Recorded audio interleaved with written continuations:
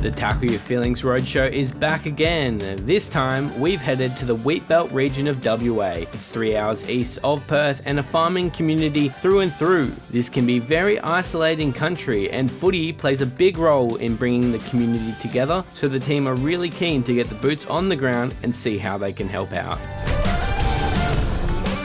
So we're out here in Hyden. We've got Chris Shannon from West Perth Football Club. We've got Sam Rotham from the West Coast Eagles with Jackson Nelson. Oh, perfect kick. They're running some junior footy clinics. They're about to take senior training, and then we're going to go inside to have a Tackle Your Feelings mental health education session. Just having their logo on their shirts on, and just the presence and seeing the kids in the community gravitate towards that. And a few of the people in the small towns, they've loved having those guys in the environment. Junior footy was a massive part of my development. I came through Auskick programs, a bit like the one that was out here tonight at. My junior club was really supportive of me through my footballing journey, and it's great to come out here tonight and give back to the local community. I think Tackle Your Feelings program is so important. It's in very basic language. What we want to do tonight is build on the understandings that you already have around mental health. Anyone can understand it. It's pretty low key, and just give anyone who's got the courage to start the conversation some real good confidence to carry it forward. It provides participants the opportunity to understand what mental health is, recognise when there might be a shift in someone's mental health, and the ability to respond to a mental health situation that presents at the club. It's kind of like pouring sunshine on mental health. People are thankful, they're engaged, feel like they've learned something.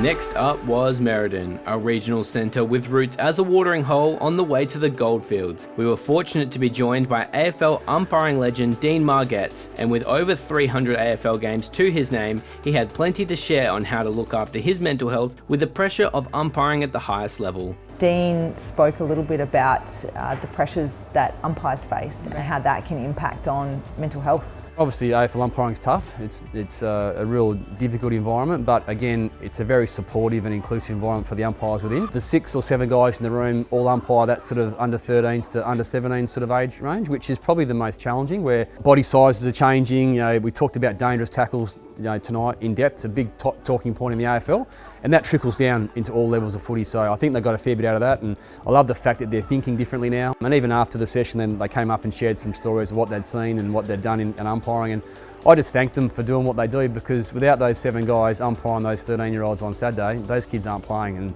never underestimate or undervalue the role that the umpire plays in the community of footy. Yeah, I've been an umpire, I've abused an umpire, and I've heard abuse of an umpire, and it's not acceptable. And to put a human face to it, I think if more people had access to that, yeah, you'd have a bit of a think before you acted on the weekend, you know.